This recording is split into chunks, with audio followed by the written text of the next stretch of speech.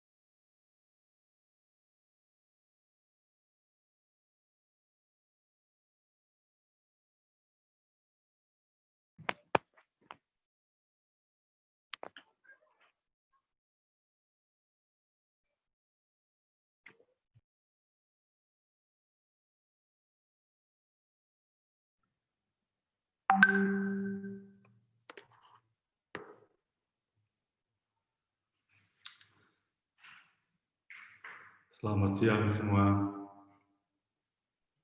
Selamat siang. Selamat siang. Hadir semua ya.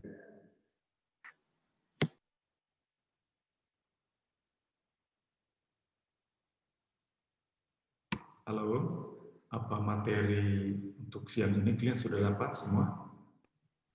Sudah, Pak. Sudah, Pak. Ya. Oke. Baiklah, sudah waktunya. Ya, sebab sudah jam 1 saya lihat ini. Mari kita mulai kelas ini. Oke, jadi pada siang hari ini kita akan belajar dengan sistem limfa. Sering disebut limfe, sering juga disebut dengan limfatik. Kan? Jadi kalau itu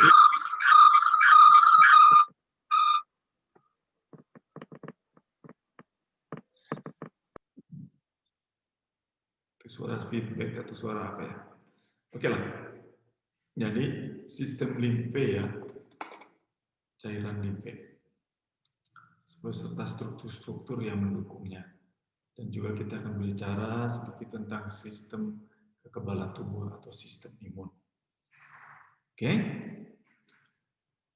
Jadi sistem apa saja yang kalian sudah pelajari untuk anatomi fisiologi ini?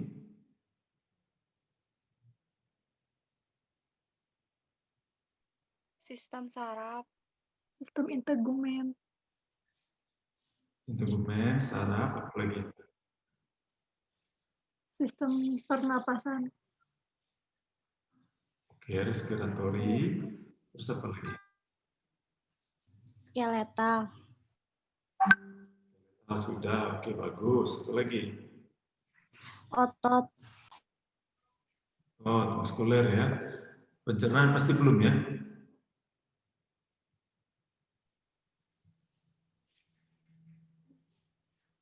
Sistem kardiovaskuler.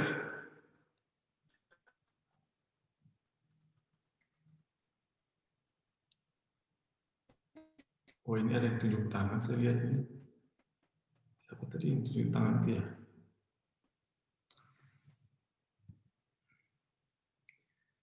Oke, jadi kita akan mulai ya. Kita akan mulai perkuliahan kita. Jika ada yang kurang jelas, silahkan bertanya kapan saja. Ya, maksudnya tidak tunggu dulu sampai akhir baru boleh bertanya. Silahkan bertanya kapan saja. Kalau ada yang kurang jelas, langsung mungkin keluarkan aja suaranya. Ya, keluarkan suaranya supaya nanti langsung saya tanggapi. Oke? Oke, siap ya semua ya? Siap. Siap ya? Siap. Oke.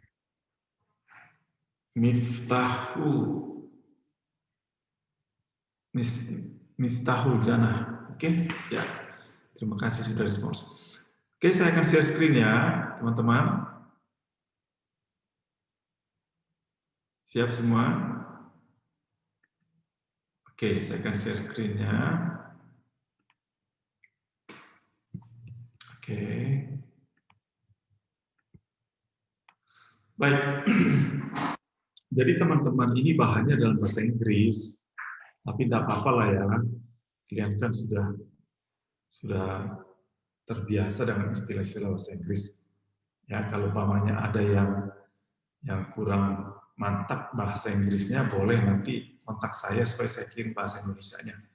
Ya, rangkuman bahasa Indonesianya. Oke. Oke ya, jadi kita masuk kepada sistem limfe, sistem limfatik dengan sistem pertahanan tubuh ya. Oke. Baik. Jadi sistem limfatik ini terdiri dari dua bagian yang bersifat semi-independen, artinya seperti bisa berdiri sendiri ya, seperti berdiri sendiri. Jadi yang pertama adalah pembuluhnya, pembuluh limfatiknya, pembuluh limfenya, dan yang kedua adalah organ-organ dan jaringan limfoid ya yang terlibat atau yang menjadi bagian dari sistem limfe ini. Jadi sistem limfatik ini terdiri dari dua bagian, yaitu pembuluhnya ya, kemudian pembuluh itu tempat cairan limfe itu mengalir ya. Ya, sistemnya sistem limfatik, cairannya disebut cairan limfe atau sering juga disebut cairan getah bening ya, getah bening. Kemudian bagian yang pertama dari sistem ini adalah pembuluh-pembuluhnya, pembuluh limfe, kemudian organ-organ dan jaringan limfoid. Nah, apa yang menjadi fungsi dari sistem limfatik ini? Ya, yang pertama, salah satu yang sangat penting adalah mengembalikan cairan darah kembali ke peredaran darah. Loh, kalau artinya mengembalikan itu berarti pernah dong cairan ini keluar dari sistem peredaran darah? Ya, betul. Kalau kita kan sudah pelajari ya, mungkin kalian sudah pelajari di sistem kardiovaskuler, bahwa di kapiler itu akan ada lubang-lubang atau pori yang disebut dengan vena strata itu, sehingga cairan bisa keluar dari kapiler ini, ya. Dan cairan ini harus dikembalikan ke sistem peredaran darah. Jadi sistem pengembalian ini adalah satu sistem yang terpisah dari yang lain. Jadi ada cairan sempat keluar dari kapiler dan tidak sempat tertarik ke dalam, itu mungkin sekitar 25%-an ketinggalan itu ya. Itu harus ada sistem yang mengembalikan dia ke pembuluh sistem peredaran darah lagi. Kalau tidak, nanti darah itu jadi berkurang semua. Ya, fungsinya tidak akan berjalan baik, bahkan bisa habis semua cairan. Nah, itu bahaya itu. Jadi yang pertama adalah mengembalikan cairan kembali ke peredaran darah. Yang kedua adalah sistem limfe ini, sistem limfatik ini ya memiliki peran yang sangat penting di dalam pertahanan tubuh dan juga di dalam mekanisme tubuh melawan penyakit ya. Mekanisme tubuh melawan penyakit. Nah, sifat-sifatnya apa saja ini, karakteristik dari sistem limfe ini? Saya sudah singgung tadi bahwa limfe itu adalah cairan yang ya dibawa atau dikumpulkan oleh pembuluh-pembuluh limfe. Ya, masih ingat tadi cairan keluar dari kapiler, kemudian cairan tersebut belum sempat kembali ke dalam kapiler itu, tetapi berada di ruang-ruang ekstraseluler, ya, sehingga ini harus dikembalikan lagi ke sistem peredaran darah. Ini dari cairan ini, sistem limfatik ini adalah sistem yang mengumpulkan cairan-cairan ekstra, pada kutip ya, yang keluar dari kapiler. Nah, sekarang kita lihat dulu sifat-sifat dari pembuluh-pembuluh limfe. Jadi pembuluh-pembuluh limfe ini adalah pembuluh di mana limfe itu akan mengalir satu arah, ke arah jantung. Bukan seperti mobil kita di jalan itu ada dua arah ya, tapi ini satu arah. Jalan kita cukup banyak satu arah. Terutama Bandung sekarang banyak satu arah. Arahnya kemana? Ke arah jantung. Dan kalau sistem peredaran darah itu, sistem kardiovaskular itu memiliki jantung sebagai pompa ya, yang menggerakkan aliran darah itu. Kalau sistem limfatik tidak ada pompa di sana, ya, tidak ada pompa. Jadi bagaimana caranya cairan limfe ini digerakkan kalau memang tidak ada pompa? Yaitu dengan cara sama seperti kita kalau pijat odol ya. Tempat odol itu kalau kita pijat kan odolnya keluar ya. Iya, selalu keluar dari pembukaan. Sekarang satu arah dia. Dia tidak bisa keluar dari ujung yang lain, hanya terbuka itu. Dan ini bisa terjadi, mekanisme seperti ini bisa terjadi oleh karena otot-otot kita bergerak, memompa, memijat-mijat ya, memijat-mijat pembuluh limfe ini, sehingga cairan limfe ini akan berjalan, ya, mengalir ke arah jantung. Nah, bukan hanya bantuan otot skeletal saja yang berkontraksi memijat-mijat, tetapi juga kontraksi dinding, ya, kontraksi dinding pembuluh limfe ini juga akan bisa memijat seperti ini, sehingga cairan akan lewat ketika dipijat, ini akan maju, dipijat, maju. Ya, itu. Jadi dua mekanisme inilah yang membuat atau mengakibatkan mengalirnya cairan limfe dalam sistem limfatik. Oke. Bagaimana dengan pembuluh limfatik ini? Pembuluh limfatik ini oleh karena arahnya hanya satu arah, ya, arah aliran limfe itu hanya satu arah, maka pembuluh limfatik ini dilengkapi dengan katup, ya, dengan katup. Katup ini adalah dinding yang bertumpang tindih, ya, dindingnya seperti ada seperti katup begini, tumpang tindih dia begini.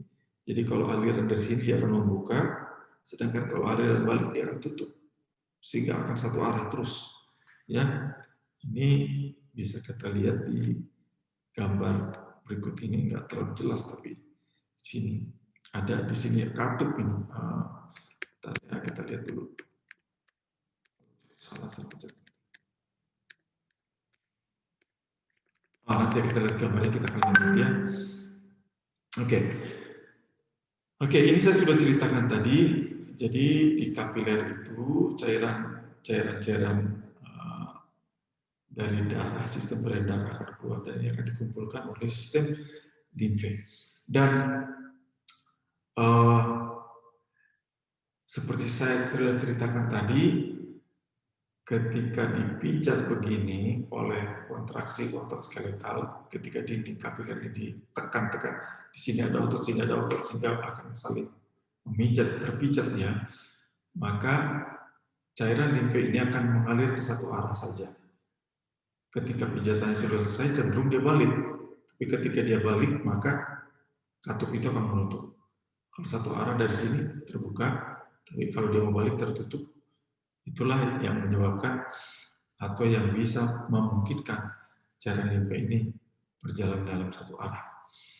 Jadi saya sudah cerita tadi ya, ini yang merah ini adalah arteriolus ya, ujung terakhir dari arteri, paling kecil itu.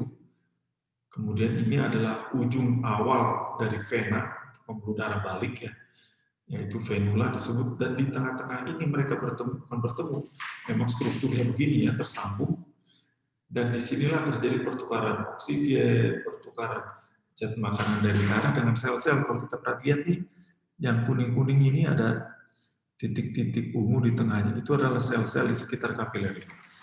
Jadi sistem peredaran darah itu sebenarnya melaksanakan tugasnya ya untuk pertukaran gas, pertukaran zat dan lain sebagainya itu di kapiler. Nah, seperti yang saya sudah ceritakan tadi, kapiler ini akan memiliki lubang-lubang atau pori-pori kecil yang disebut fenestrasa, di mana cairan itu akan keluar. Sehingga ketika dia keluar dan tidak sempat balik lagi ke kapiler, maka cairan yang sekarang sudah keluar itu, yang berada di rongga-rongga interseluler atau rongga-rongga antarsel, itu akan dikumpulkan oleh pembuluh yang hijau ini. Yang hijau ini adalah pembuluh-pembuluh limfe atau pembuluh-pembuluh limfatik. Nanti itu akan dikembalikan kemana? Ke jantung. Nah, seperti ini. Dari sini cairan-cairan limfe yang disebut dia cairan limfe setelah keluar dan masuk ke dalam pembuluh limfe ya. Ya, kalau dari darah itu yang cairan dari plasma itu keluar, cairan air bisa keluar dari pori itu. Nah, kemudian nanti dikumpulkan oleh dari seluruh tubuh ini, dikumpulkan oleh pembuluh-pembuluh limfe ini, kemudian nanti akan lewat organ-organ ya, organ-organ kecil ya, nodus itu nanti di sana akan disaring sampai akhirnya kembali ke jantung. Oke, ini saya sudah terangkan tadi ya. Oke. Nah, sekarang apa saja yang dikembalikan ke darah ya, ke sistem peredaran darah? Apa saja materi-materi atau bahan-bahan yang dikembalikan ke dalam darah? Yaitu air yang dari mana? Ya air yang terlepas ya dari sistem peredaran darah, terlepas di sistem kapiler. Kemudian apalagi yang dikembalikan? Sel-sel darah yang sempat terlepas, sebab nanti di kapiler itu oleh karena ada lubang atau pori yang disebut fenestra itu, sel-sel darah putih bisa lewat keluar. Sel-sel darah putih ini nanti akan melaksanakan fungsinya di luar sistem peredaran darah juga. Dan juga protein-protein yang sempat lepas ya, lolos dari kapiler itu yang dikembalikan atau yang terdapat di cairan limfe. Nah, apa-apa saja sebenarnya yang hal-hal apa saja yang berbahaya yang masuk ke dalam pembuluh limfe ini apa saja? Bakteri, virus, sel-sel kanker, kemudian pecahan-pecahan sel atau sel-sel yang sudah mati ya, sampah-sampah, tanda kutip sampah-sampah sel. Ini adalah hal-hal yang bisa masuk, dikumpulkan oleh sistem limfatik ini, dan ini perlu dibersihkan di dalam sistem limfatik itu. Seperti bakteri, virus, sel kanker, semua itu dibersihkan. Nah, sekarang kalau saya tanya kepada Anda, apakah ada sakit kanker apa enggak? Pasti semua katakan, saya enggak kanker. Kita tidak tahu.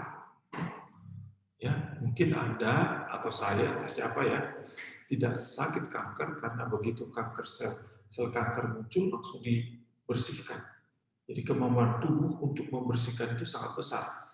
Itulah yang membuat kita membuat kita tetap sehat dan jauh dari penyakit. Ya, karena sistem pertahanan kita bagus. Nah, ini yang saya sudah singgung tadi. Jadi dari ujung yaitu pembuluh limfe ini mengumpulkan cairan-cairan yang sempat keluar dari kapiler itu. Lalu cairan ini akan dialirkan ke nodus-nodus. Sebab disinilah cairan ini akan disaring ya. Disaring. Dan di sana ada dua sel-sel, tanda kutip sel-sel dadu ya. Sel tentara tubuh kita. Ya, yaitu makrofagus, yaitu makrofag ya. Ini kata makrofag itu terdiri dari dua suku kata sebenarnya. Makro itu besar, fag atau fagus itu makan. Jadi dia bisa makan sesuatu, entah bakteri atau lain-lain, entah sel yang kanker yang lebih besar dari dia bisa makan. Ya, itu makanya namanya makrofag. makrofagus ya. Kemudian ada limfosit. Nah, limfosit ini adalah sel darah putih yang merupakan bagian dari sistem pertahanan tubuh ya, yang memberikan respon terhadap antigen.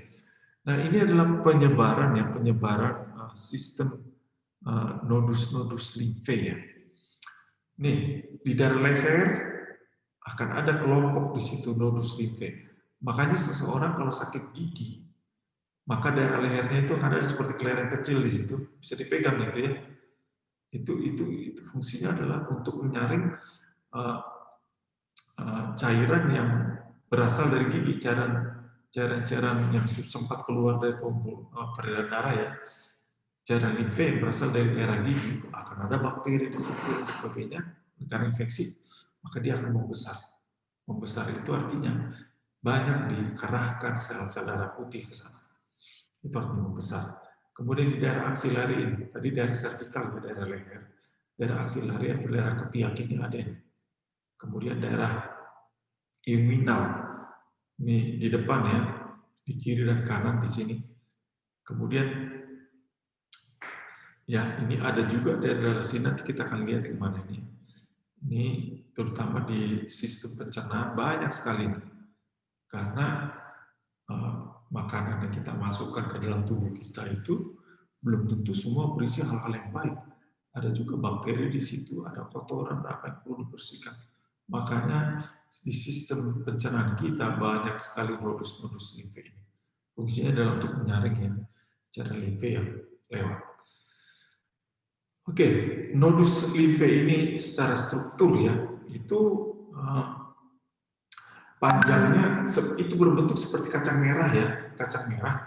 Panjangnya sekitar 2,5 cm, cukup besar itu, 2,5 cm.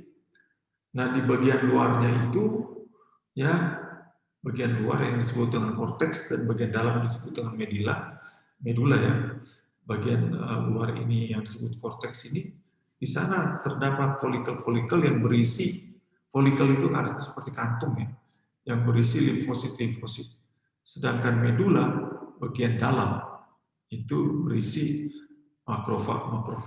fagositik. Fago itu fago, sekali lagi fago makan. Sitik sel, fagosit itu pemakan sel ya. Jadi makrofag yang memakan sel. Itu terdapat di medula, bagian medula. Oke. Ini kalau kita lihat seperti ini struktur nodus limfe itu seperti ini ya. Lihat nih. Jadi ini adalah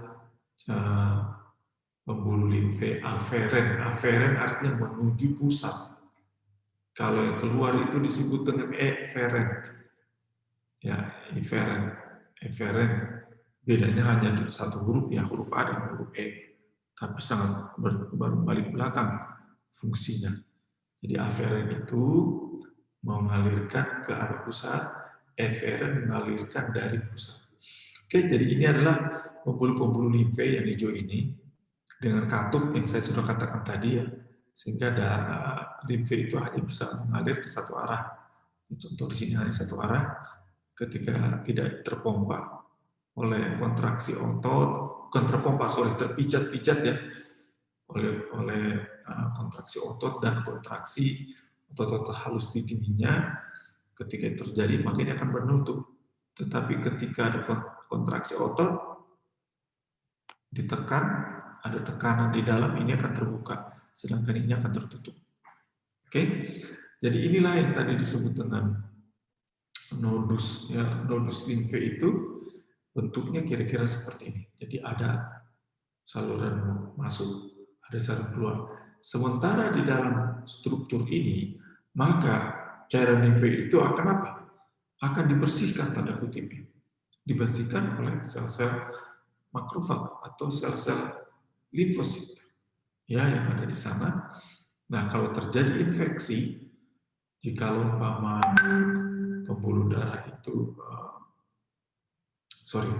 jika seumpama cairan limfe itu membawa bakteri-bakteri banyak, maka perlu dibersihkan, dibunuh di sini.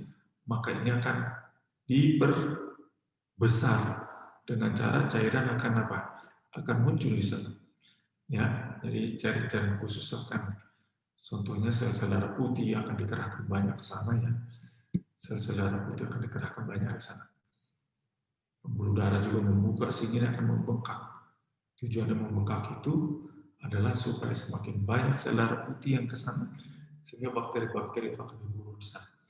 Jadi kalau kita lihat ini, tadi ada di daerah servikal, itu daerah leher, di daerah ketiak, itu kumpulan-kumpulan ya, mereka berkumpul di sana.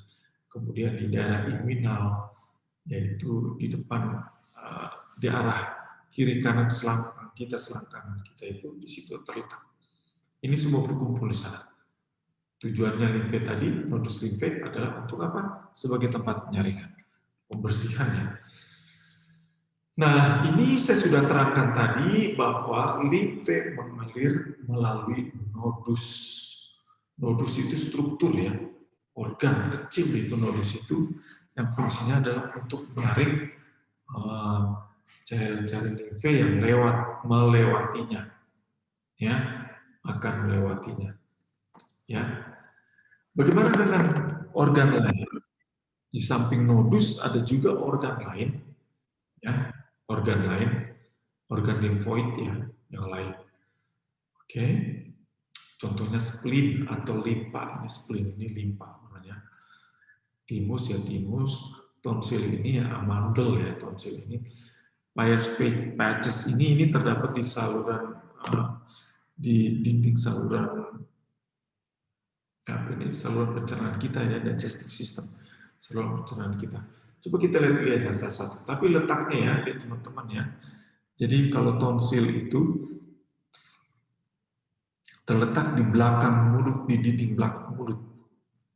Jadi kalau kita buka mulut kita akan lihat di ujung sana itu loh. Di belakang rongga mulut itu kalau terjadi radang amandel itu akan kelihatan membesar itu. Ya, akan kelihatan membesar. Itu yang tonsil ya, di daerah faring.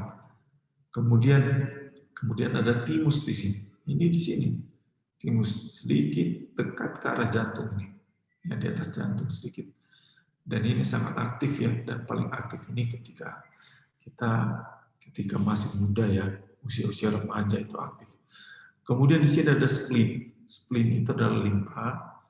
Ya. Kemudian di sini ada Peyer's patches, yaitu di usus kita. Ini semua adalah organ-organ yang memiliki fungsi limfatik ya. Jadi mereka terlibat di dalam sistem limfatik. Kita akan lihat satu ya. Oke, limpa ini letaknya saya sudah singgung tadi. Fungsinya adalah untuk menyaring darah, dan fungsinya ini adalah untuk memakan, menghancurkan, ya karena nanti makrofag di situ ya akan menghancurkan sel-sel darah yang sudah tua.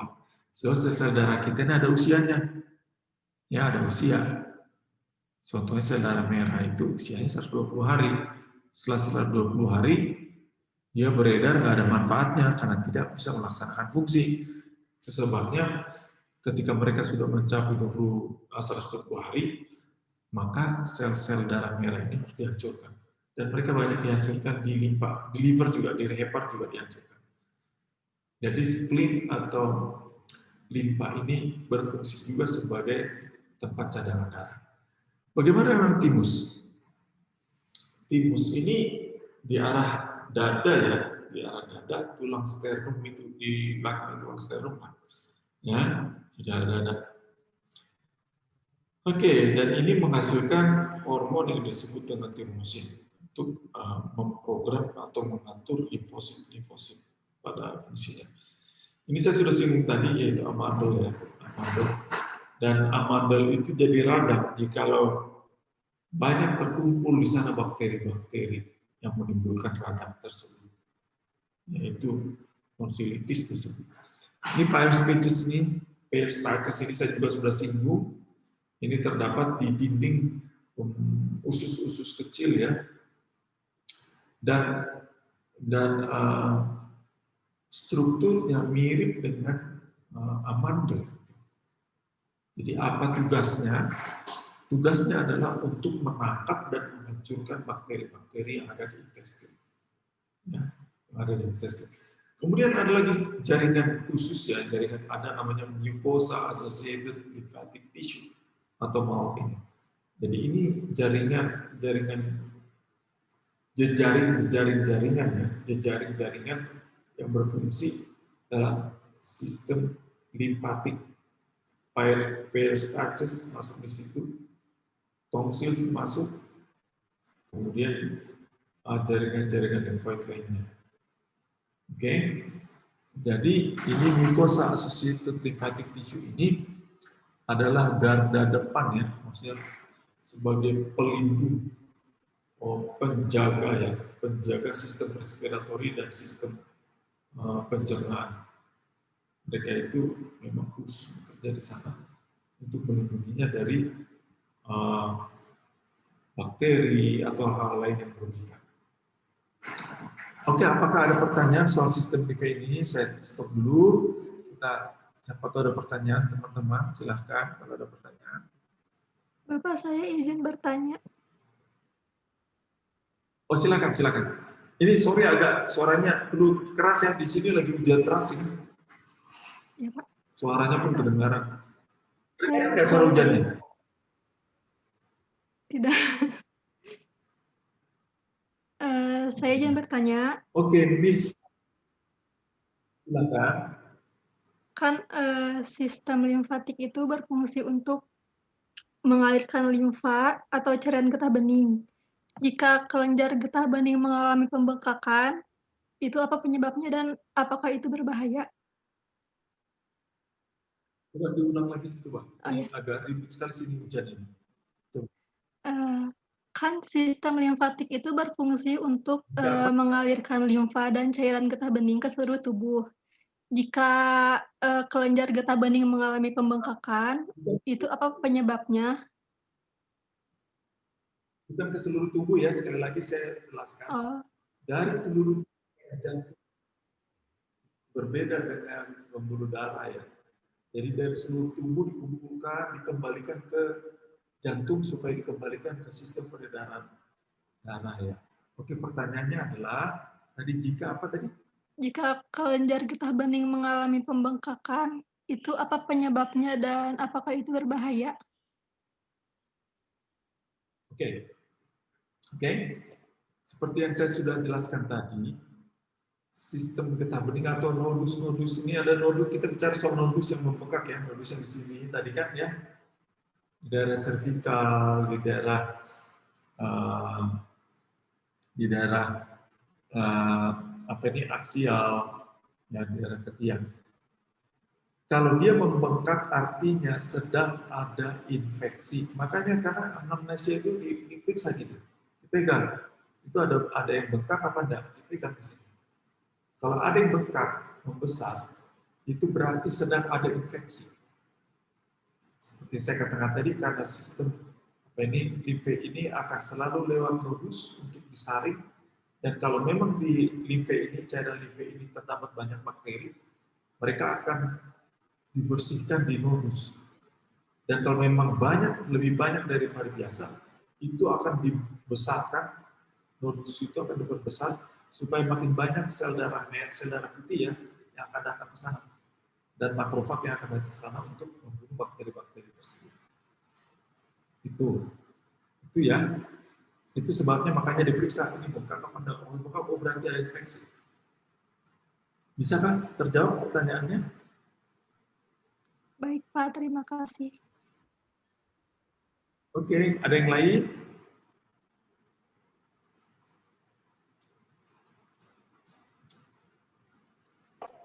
Bapak, saya izin bertanya.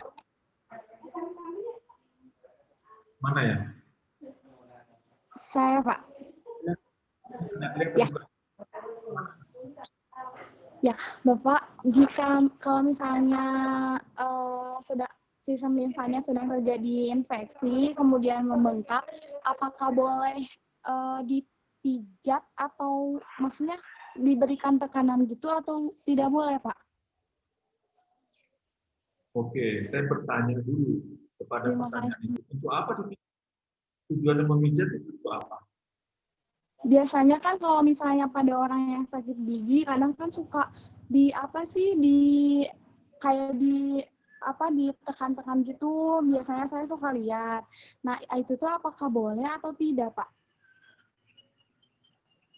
Yang ditekan maksudnya gusinya atau nodus-nodusnya, mana maksudnya yang ditekan-tekan itu?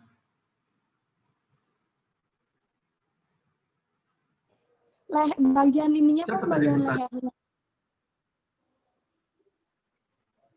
Siapa yang bertanya? Coba bikin tanda dulu supaya saya lihat wajahnya. Coba yang bertanya. Bikin beginilah. Nih, namanya apalah. Tunjuk tangan atau apa gitu. Oh, di sini. Oke, Pamela ya? Oke, Pamela yang bertanya. Oke. Ya, kan Halo, biasanya putus kalau tadi. misalnya ada orang yang sakit gigi misalnya, ya, halo? Ya. Kan misalnya ada orang yang sakit gigi, Ya. saya pernah lihat ada orang yang sakit gigi, terus kemudian bagian lehernya itu dipijit-pijit, ditekan-tekan kayak gitu, itu tuh apakah boleh atau tidak, Pak? Oh, gusinya, bukan nodusnya yang ditekan-tekan. Oh, gusinya. Oke, oke. Ya, enggak apa-apa.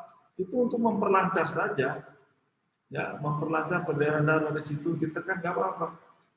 Ya, sebenarnya nggak perlu tekan, kompres saja pakai yang panas dingin, sehingga peredaran darah akan lebih lancar.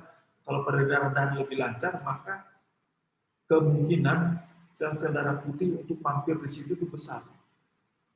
Ya, kalau umpamanya. Makanya kalau ada radang selalu bengkak. Kenapa radang bengkak merah itu adalah karena tubuh katakan, woi, ini nih jalur dibuka, ayo sel-sel darah putih supaya lebih banyak lewat, makanya dibuka. Makanya merah, pembuluh darah itu buka, makanya kelihatan merah dan bengkak ya. Ya itu. Ya kalau di sini dipijat-pijat itu untuk menimbulkan rasa nyaman aja sih, nggak apa-apa itu.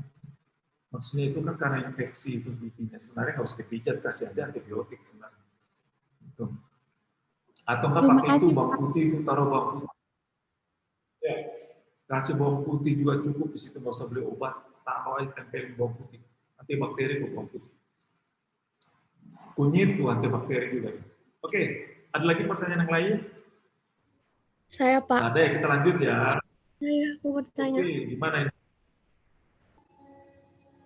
Oke, Delvi. Ya, Delvi silakan.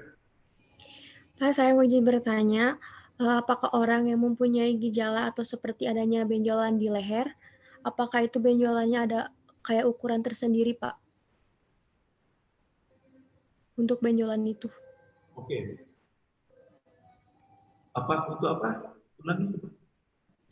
Apakah orang yang mempunyai gejala seperti adanya benjolan di leher, apakah untuk benjolan itu sendiri ada ukurannya tersendiri, Pak? Yang berbahaya biasanya ukurannya seperti, berapa, Pak? Oh, ukuran. Iya, Pak. Ukurannya berarti makin besar infeksinya itu aja sih. Tapi kalau senti-senti, jarang orang ukur senti. Paling diraba, oh ini nggak normal nih. Kalau kita pegang sekarang contohnya, nggak ada kan? Coba kalian pegang leher kalian. Kalau yang nggak ada sakit gigi pasti nggak ada. Tapi begitu ada sakit gigi seperti ada.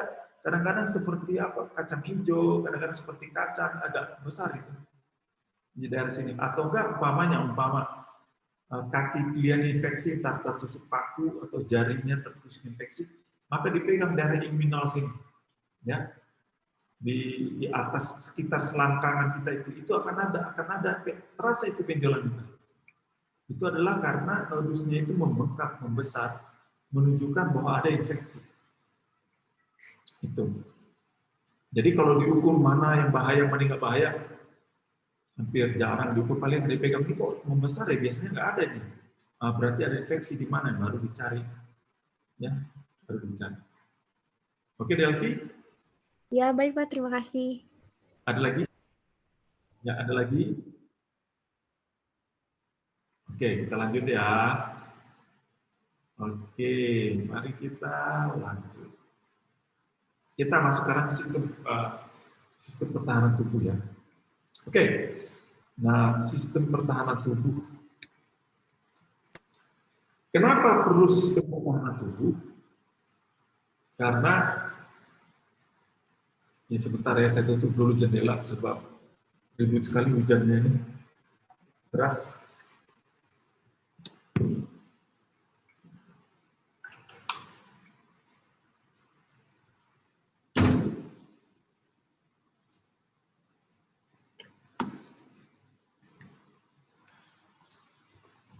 Oh, masih juga kedengaran, nggak apa-apa lah ya. Oke, suara saya jelas kan teman-teman? Jelas, Pak. Jelas, Pak. Oke, terima kasih ya, jelas. Oke. Baik, kenapa kita perlu sistem pertahanan tubuh? Karena memang setiap saat akan selalu ada musuh-musuh ya, musuh-musuh yang mengancam. Contohnya bakteri, kemudian fungus, virus, ya, terutama zaman sekarang ini. Ini kita selalu terpapar ke sana, akan masuk entah lewat kulit kita, kulit yang robek ya. Kalau kulitnya tidak ada lubang, tidak ada celah lah kulit itu, maksudnya sehat kulitnya, maka tidak akan bisa masuk. Tapi kalau baunya robek, kena ketusuk paku atau apalah sampai berdarah, itu bakteri bisa masuk. Ya, kemudian fungus bisa masuk. Jadi tubuh kita lewat makanan bisa, lewat udara masuk ke dalam tubuh bisa. Makanya tubuh kita memiliki sistem pertahanan tubuh, yaitu untuk menghancurkan semua sel-sel yang tidak perlu masuk dalam tubuh bahkan menghilang. Nah, ada dua sistem pertahanan tubuh kita. Sistem yang spesifik dengan sistem yang non-spesifik. Non-spesifik itu artinya ya dia bisa menghancurkan berbagai macam lah kita sebut ya, berbagai macam penyerang. Itu yang non-spesifik. Oke, sedangkan sistem yang spesifik itu hanya khusus kepada tertentu saja. Contohnya khusus virus tertentu. Itu sistemnya sangat spesifik ada. Hanya khusus untuk bakteri tertentu, sangat sistem spesifik sangat ada. Jadi sangat spesifik. Kalau sistem yang spesifik, yang tidak spesifik, ya segala macam atau berbagai macam akan ini. Oke, ini gimana saja pertahanan tubuh yang non spesifik ini? Kulit kita. Ini pertahanan yang non spesifik, artinya kulit kita itu melindungi kita dari bakteri kan, ya, dari zat-zat lain yang tidak menguntungkan bagi tubuh. Makanya kulit ini perlu apa? Perlu tidak ada celah atau robek, terluka atau apa. Ya, itu di bagian luar.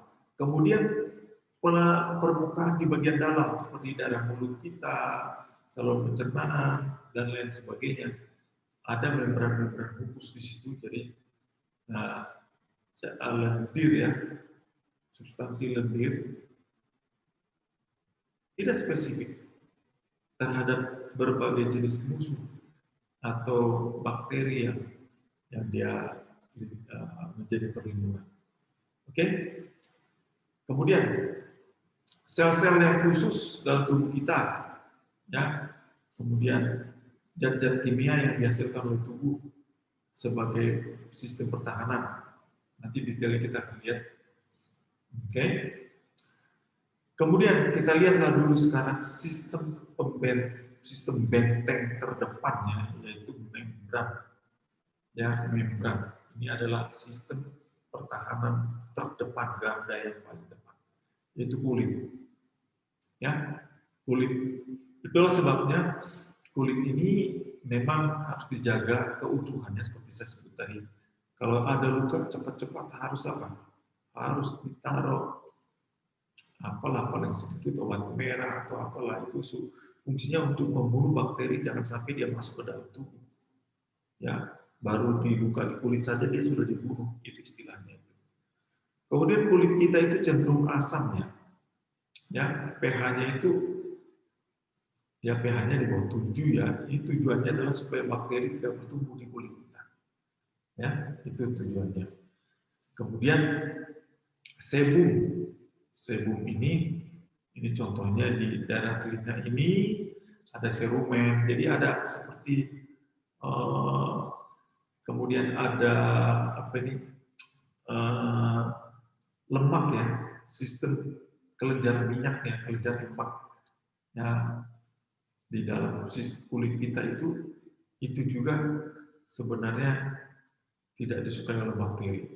Tujuannya untuk mencegah pertumbuhan bakteri. Kemudian sekresi-sekresi vaginal ya, daerah kemaluan wanita ini sifatnya asidik, asam. Karena asam itu bisa membunuh banyak bakteri. Ya, asam. Makanya kalau tetap asam tidak terjadi keputihan. Ya, kalau sudah mulai berkurang asamnya, mulai basah, maka fungus akan tumbuh. Fungus itu yang keputihan itu pada wanita. Ya, tuh. Oke, kemudian ada mukosa, lapisan permukaannya. Ini mukosa ini, contohnya di lambung kita itu menghasilkan asam hidroklorat, ya, kemudian menghasilkan enzim-enzim yang apa? Menghancurkan protein. Ya, ini di lambung ini contohnya, menghancurkan protein, sehingga bakteri mati di sana karena begitu asam bakteri, dan ada enzim-enzim menghancurkan protein, karena di lambunglah protein dicerna ya. Kemudian air liur dan air mata itu memiliki zat yang menghancurkan antibakteri juga. Lisozyme itu adalah zat penghancur ya, zat penghancur. Jadi air liur kita ada antibakterinya, air mata kita juga.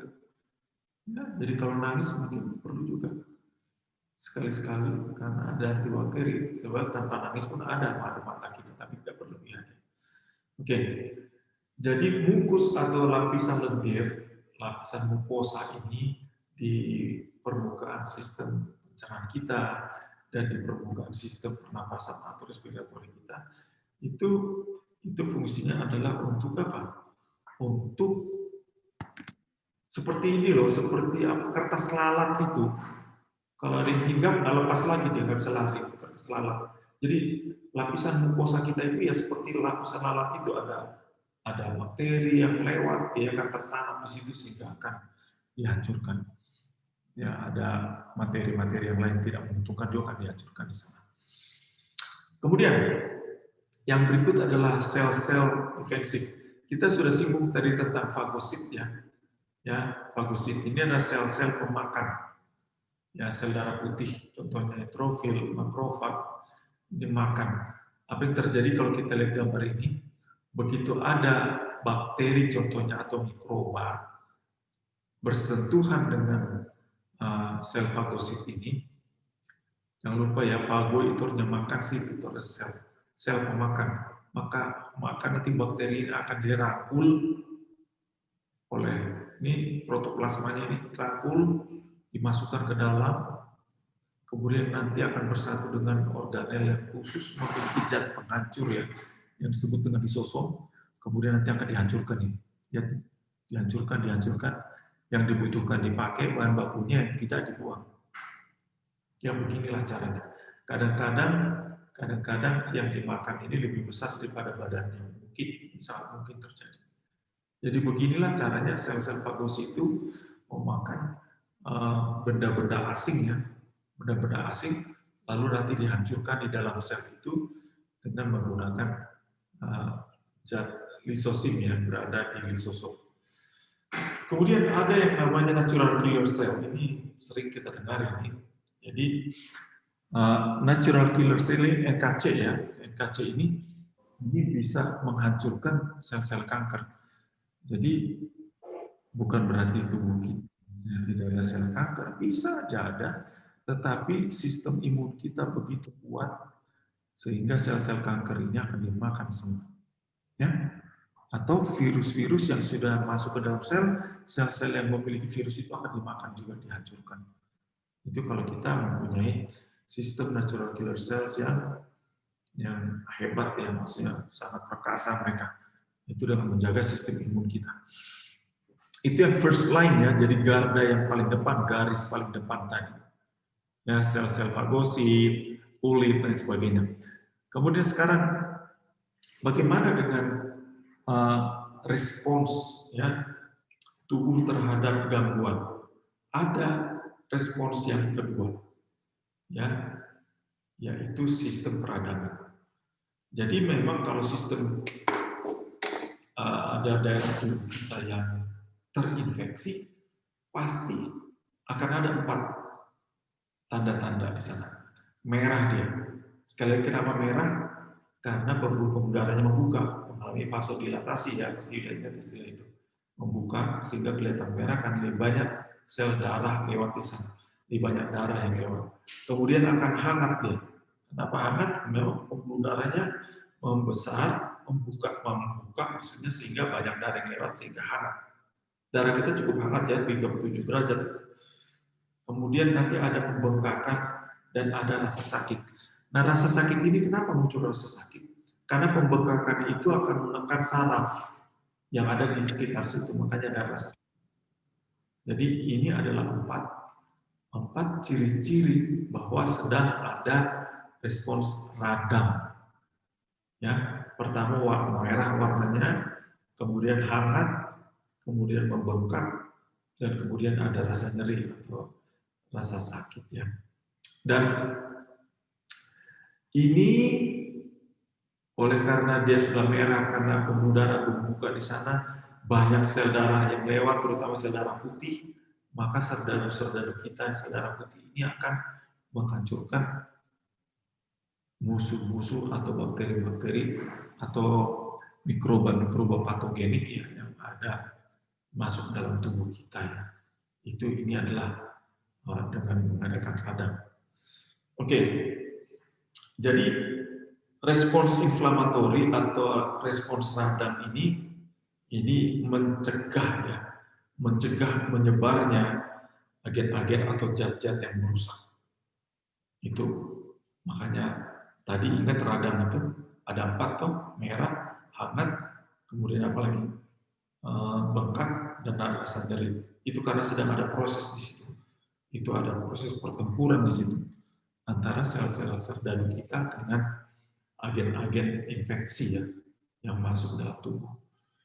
Nah, jika umpamanya terjadi pertempuran, sebab ini pertempuran ini mortal combat ya, mati, bertempur karena mati.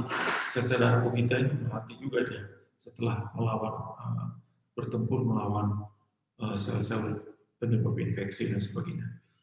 Jadi akan ada sel-sel yang mati, ini nanti akan ya oleh karena ada respons inflamatori atau respons radang ini, banyak fagosit yang akan lewat dari situ dan mereka akan makan.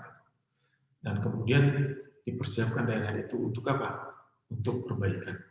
Jadi ini adalah langkah-langkah, nanti kalian bisa pelajari sendiri ya. Jadi umpamanya ada zat yang masuk merusak sel, kemudian nanti sel-sel yang rusak ini akan mengeluarkan kinin, histamin, dan kemikal-kemikal lain, dan zat-zat yang dilepas oleh sel-sel rusak ini akan menimbulkan ini pembesaran pembuluh darah, yaitu dilatasi pembuluh darah. Kemudian pembuluh darah semakin leaky, artinya bisa bocor tanda kutip, sehingga sel darah putih bisa keluar, ya, dan lain sebagainya. Inilah yang menimbulkan tadi ciri-ciri dari radang itu, yaitu ada warna merah, kemudian hangat. Kalau dipegang pakai tangan terasa hangat. Kemudian ada rasa nyeri dan ada pembengkakan. Dan tujuannya semua adalah supaya terjadi apa? Penyembuhan. Ya, jadi inflammatory response ini tujuannya adalah untuk penyembuhan. Tetapi kalau berlebihan inflammatory response ini justru merusak, ya seperti coronavirus ini, karena sistem inflamatori kita dipaksa, makanya disebut dengan, mungkin sudah pernah baca itu atau dengar ya, badai sitokin, badai. Jadi memang jadi overreaktif, jadi tubuh kita malah makin merusak justru. Ya. Oke, kemudian yang berikut adalah zat-zat kimia antimikroba. Ya, ini disebut dengan komplement ya, contohnya ya. Komplement. Jadi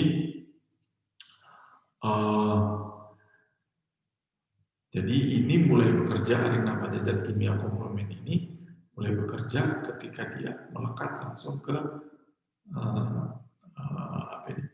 ke membran ya, membran sel, melekat langsung.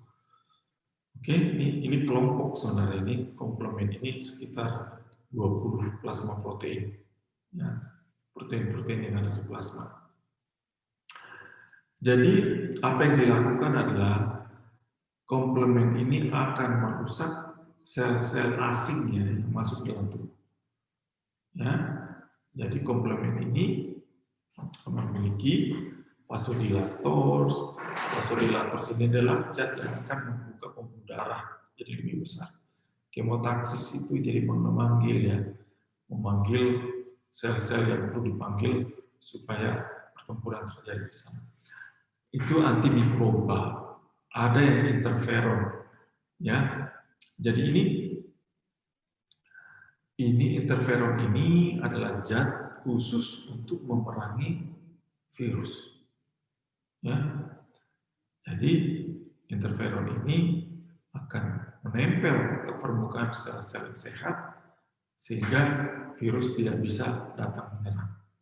Ya, ini tidak bisa melekat ke permukaan sel tersebut. Kemudian yang lainnya adalah demam, ya, fever. Ini adalah salah satu cara tubuh untuk memerangi infeksi. Makanya kalau ada demam, ya ini kita tahu ya, suhu tubuh ini selalu diukur. Kalau memang tinggi berarti sedang ada apa? Sedang ada peperangan antara sistem pertahanan tubuh dengan musuh yang masuk menyerang. Entah dalam bentuk bakteri, entah dalam bentuk virus, dalam bentuk amuba dan sebagainya. Ya. Dan demam itu didefinisikan adalah suhu tubuh di atas normal, ya, tinggi. Entah 49, 48 sudah mulai dihitung demam. Ya. Oke. Dan kenapa sampai terjadi demam? Karena termostat tubuh kita ini, ya, termostat tubuh kita ini diputar kalau di AC, ya. Jadi suhunya itu, ya AC terbalik, ya, pemanas heater.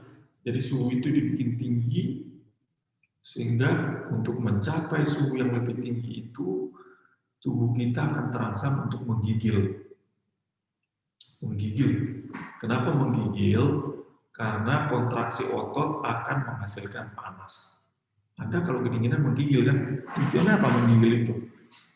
Supaya otot yang berkontraksi waktu menggigil itu menghasilkan panas, sehingga akan menaikkan suhu tubuh.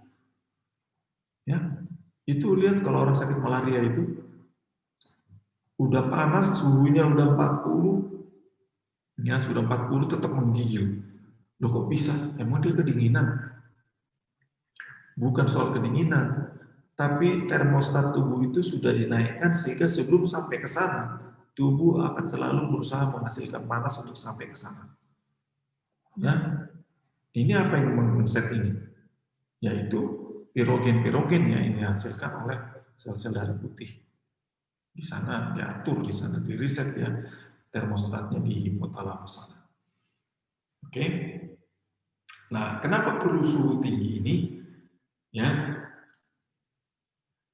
Nah, jadi suhu tinggi ini akan menginhibisi pelepasan zat besi dan zinc, zat seng, dari liver dan dari limpa. Padahal ini dibutuhkan oleh bakteri untuk hidup. Kalau kebutuhan yang tidak terpenuhi, bakteri itu akan, ya, berhenti bereproduksi atau bahkan akan bisa mati. Oke. Kemudian tujuan yang lain adalah untuk meningkatkan sistem perbaikan tubuh, ya. Ya, suhunya tinggi. Yang lain yang tidak ada di slide ini adalah fungsi dari, Anda boleh catat itu, ya. Fungsi dari demam ini adalah untuk merangsang sel-sel darah putih untuk menjadi lebih beringas, tanda kutip. Beringas, lebih semangat, ya, untuk apa? Mencari bakteri-bakteri yang menyebabkan infeksi tersebut. Ya, itu. Jadi nanti kalian ini kan jadi bilang sama pasien-pasien kalian itu, pasien-pasien Anda itu, ibu-ibu atau calon ibu itu, kalau anaknya agak demam-demam dikit biarin aja, itu perlu. Ya, kalau bangsa-bangsa 38 itu mah biarin aja.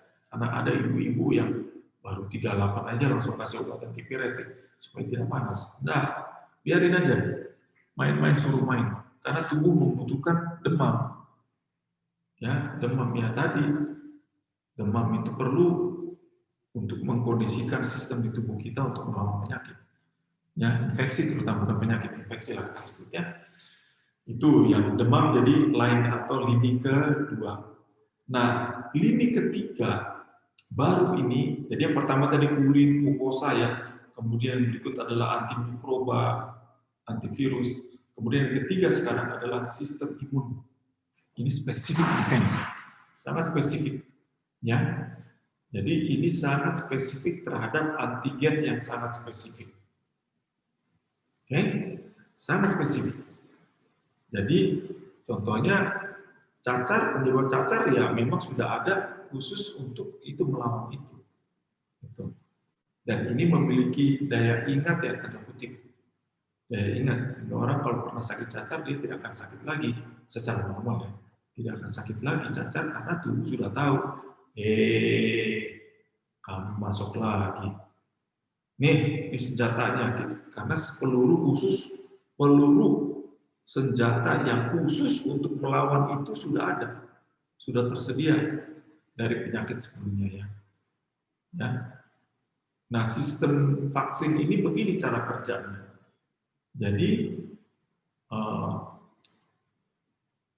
Jadi mikroorganisme patogen itu dilemahkan dulu, dilemahkan, tidak bisa menimbulkan penyakit, dilemahkan, disuntikkan dalam tubuh, tapi tubuh tetap menganggap ini sebagai musuh, kemudian tubuh mempersiapkan senjata yang sangat spesifik untuk dia, maka muncullah sistem pertahanan itu. Itulah vaksinnya.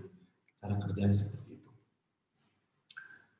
Oke, siapa tahu ada pertanyaan kah teman-teman? Kalau ada pertanyaan silakan. Oke. Silakan saya stop sharing dulu ya. Ayo silakan ada pertanyaan.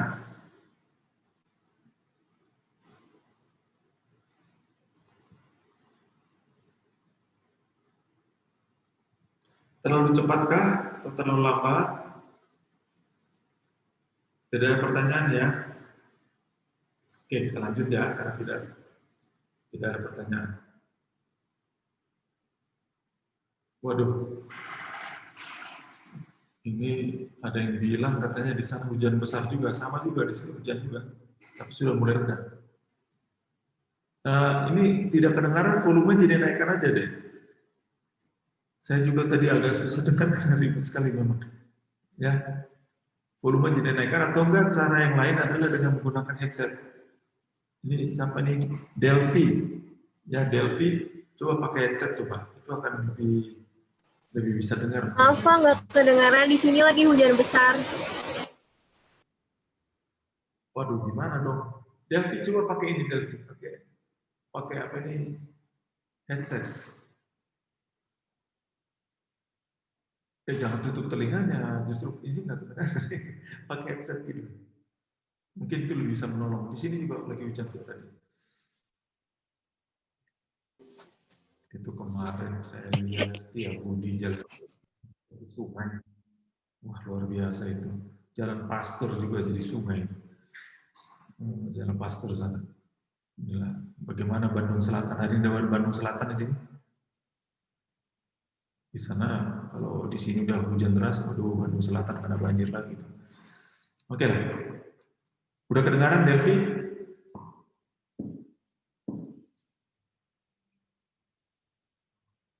Oh, berarti nggak kedengaran. Ya, makanya kalau bisa pakai headset. Teman-teman supaya suaranya lebih kedengaran itu pakai headset. Kedengaran, Delphi? Masih hujan?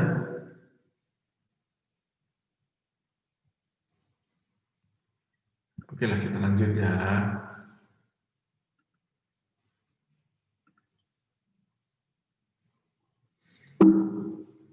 Oke, Lanjut ya. Oke, ya. Tadi, oke, jenis imunitas atau sistem kekebalan tubuh ya. Jenis kekebalan tubuh, imunitas. Yang pertama adalah imunitas humoral, kemudian kedua adalah imunitas seluler. Jadi kalau imunitas humoral ini mereka berperan lewat antibodi, ya antibodi. Kemudian kalau imunitas seluler ini, ya mereka berperan melalui sel-sel khusus, ya sel-sel khusus, terutama sel-sel yang apa? Yang telah diserang oleh virus. Nah, sel-sel yang telah diserang oleh virus. Oke, kemudian antigen. Nanti kita akan lihat antibodi dan antigen. Antigen ini artinya asing ya. Jadi semua yang asing itu dan memiliki kemampuan untuk merangsang atau memicu respons imunitas itu disebut dengan antigen. Nah, antigen. Jadi antigen itu apa? Apa saja yang asing yang dapat memicu respons sistem imun. Ya, sebab tidak semua yang asing itu memicu respons sistem imun, tidak. Contoh-contoh antigen ya, sorry, terlalu cepat. Oke, contoh-contoh dari antigen yang sangat umum, yaitu protein-protein yang asing ya, protein-protein yang asing, kemudian asam nukleat, kemudian karbohidrat yang besar, lipida, kemudian serbuk sari itu loh, serbuk sari, mikroorganisme. Ini adalah antigen-antigen yang, ya kalau menurut definisi adalah zat-zat yang apa saja yang dapat memicu atau merangsang timbulnya sistem imun. Ya. Oke, sel-sel kita ya, sel-sel dalam tubuh kita itu ya banyak protein. Kita tahu bahwa di membran sel kita itu salah satu komponennya adalah proteinnya. Ya, salah satu komponennya adalah protein. Kemudian ada lipida, tentunya ada karbohidrat. Yang mayoritas lipid ya, lipida itu yang mayoritas. Oke.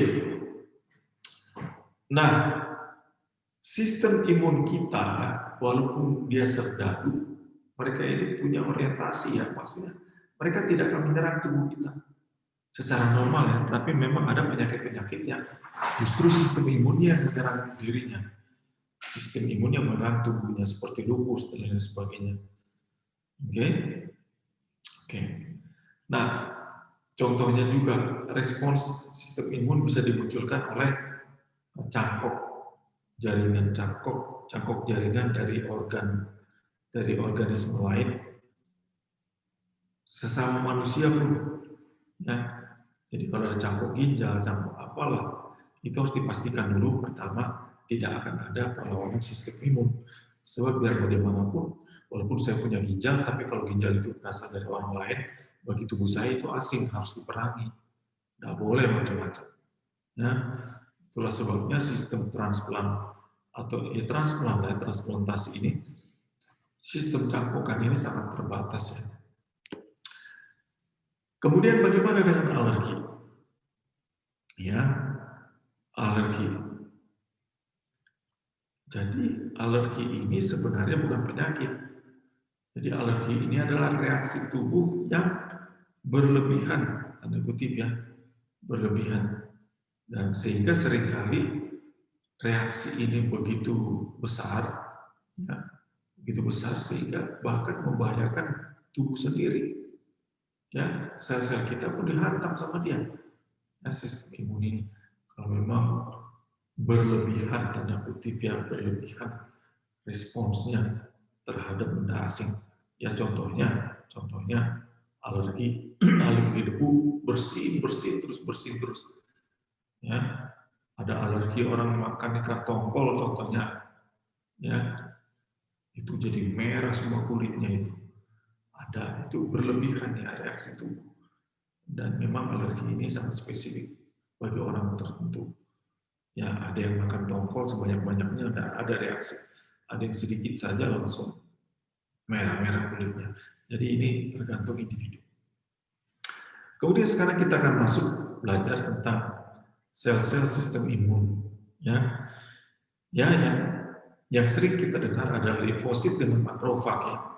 Jadi limfosit B ini ya, dan ada limfosit T. Oke. B itu berasal dari kata bone marrow. T itu berasal dari thymus. Artinya mereka didewasakan. Limfosit ini jika didewasakan di bone marrow maka dia menjadi limfosit B. Jika limfosit ini sel darah putih ya, jika limfosit sel darah putih ini dibesarkan, didewasakan di thymus, makanya namanya jadi limfosit T. Jadi didewasakan itu artinya jadi imunokompeten. Jadi mereka itu memang bisa memerankan perannya sebagai serdadu tubuh ya. Kemudian makrofag ini berasal dari monosit, ya, monosit, dan ini banyak sekali di organ-organ limfoid, terutama di bagian-bagian korteksnya ya. Oke, ini yang kita sudah sebut tadi. Jadi dari tulang ini, dari sumsum ya. Jika maunya itu berasal dari sumsum, nah, limfosit ini kalau kemudian dia dibesarkan di sumsum juga dia akan menjadi limfosit B. Kalau dia dibesarkan di thymus menjadi apa? Limfosit T. Oke, mereka akan masuk ke nodus-nodus limfe dan mereka berperan di sana. Untuk apa? Untuk menghancurkan musuh-musuh dalam bentuk bakteri dan lain-lain sebagainya. Ya, dan lain sebagainya. Sekarang yang humoral. Tadi cellular mediated ya, sekarang humoral, antibody dengan menggunakan antibody. Oke, jadi limfosit B ini memiliki reseptor yang sangat spesifik terhadap antigen. Nanti antigen, antibody. Antigen adalah zat yang menimbulkan munculnya atau produksi antibody. Oke, nah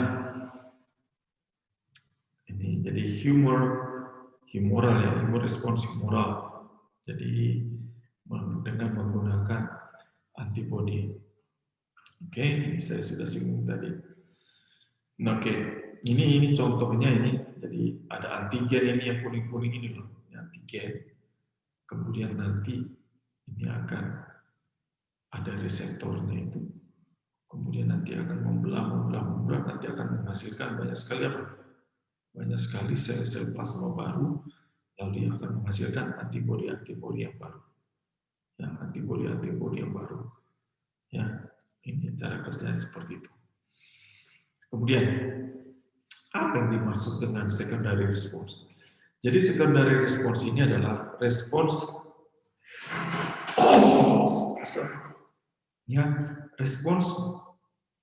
tubuh terhadap serangan antigen berikutnya. Ya, jadi ada respons primer, awal-awalnya ini responsnya, kemudian antibodinya turun, kemudian ada respons kedua, lihat jumlah antibodi yang dihasilkan itu lebih banyak daripada suntikan yang pertama. Itulah sebabnya vaksin ini sering, bukan hanya sekali suntik ya, ada vaksin yang sampai 3 kali suntik, yang ada seperti itu. Untuk apa? Agar supaya respons itu lebih besar derajatnya ya, respons itu supaya lebih besar derajatnya. Oke, berikut. Nah, sekarang kita akan lihat ada yang namanya sistem kekebalan aktif, ya, sistem kekebalan aktif, yaitu imunitas yang diperoleh. Jadi ada yang aktif, ini loh contohnya. Ini adalah imunitas yang diperoleh ya, yang sudah muncul dalam tubuh kita. Bisa dengan cara naturally acquired, secara alami, bisa juga melalui vaksin atau artificially acquired. Memang dia terkena penyakit atau kena vaksin. Dampaknya sama. istilahnya dampaknya adalah tubuh itu akan memiliki sistem kekebalan khusus untuk dia, untuk penyakit itu. Jadi ini bisa secara aktif, infeksi terjadi, patogen masuk, antibodi akan apa?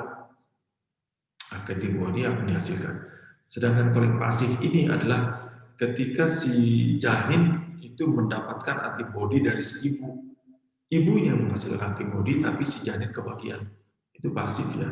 Dia dapat, tapi naturally acquired karena si ibunya yang sakit. Kalau yang vaksin ini yaitu patogen-patogen yang sudah mati atau yang sudah dilemahkan ya, yang sudah dilemahkan.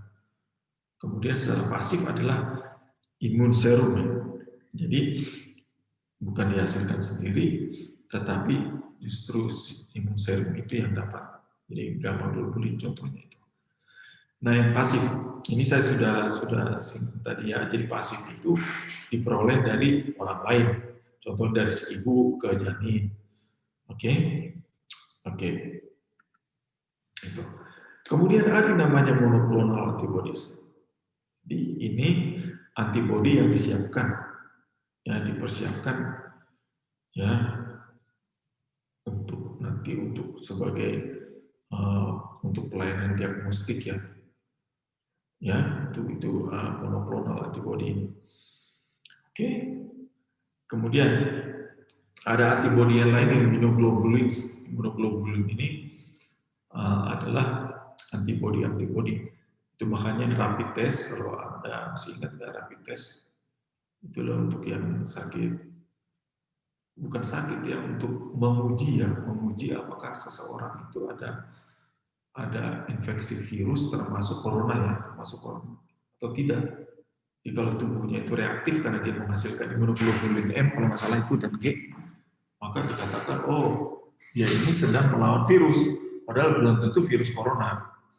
Jadi Anda kalau di rapid test positif jangan terus ketakutan, ya, sebab ada virus lain juga yang bisa membuatnya reaktif, bukan virus corona saja. Oke.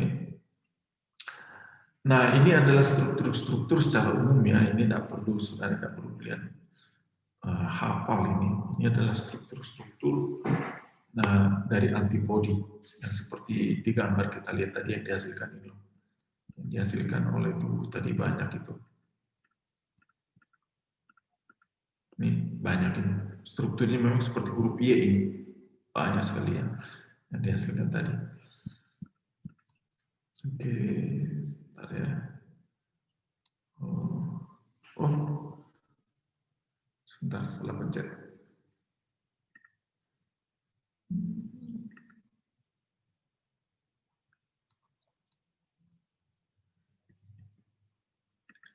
Sebentar ya, salah pencet tadi.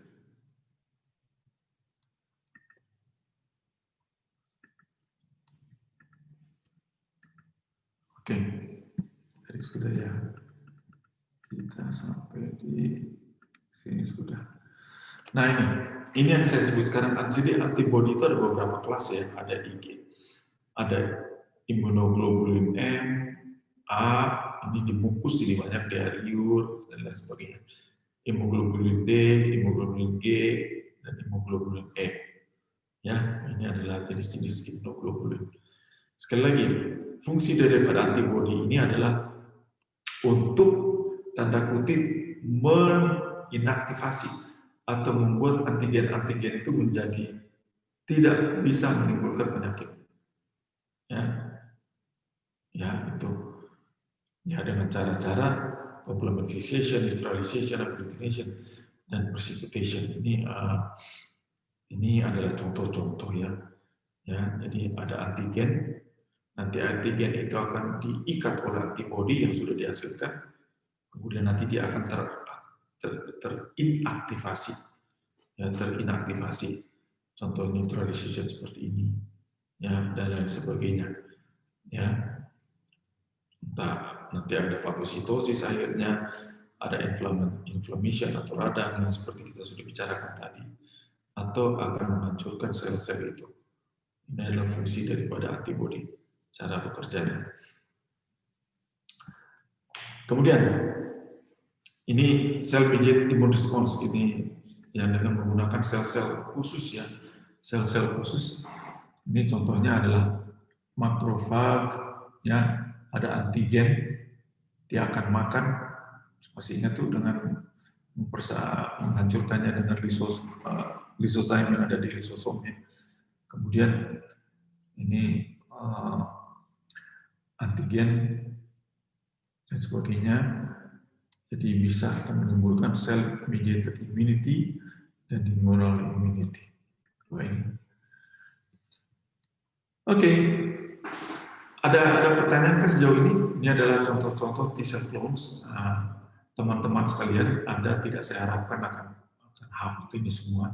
Tapi paling sedikit pernah mendengar istilahnya cytotoxic T-cell, helper T-cell, ini adalah suppressor T-cells, ya, dan lain sebagainya. Ini adalah bagian dari cara kerja tubuh kita melalui melalui antibodi.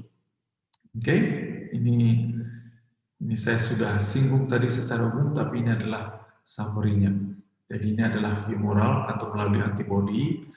Ini adalah melalui sel yang sangat khusus. Jadi antigen dia akan dimakan makrofag, kemudian nanti antigen presenting cell ini akan merangsang helper T cell, memori sel akan disimpan ya, akan disimpan ingatan tanda kutip ingatan dari penyakit itu, sehingga kalau ada serangan berikutnya dia akan sudah tahu apa yang harus dihasilkan. Atau yang lain adalah menghasilkan stimulasi sel beta, kemudian akan menghasilkan banyak antibodi, dan antibodi inilah yang akan memerangi antigen-antigen tersebut.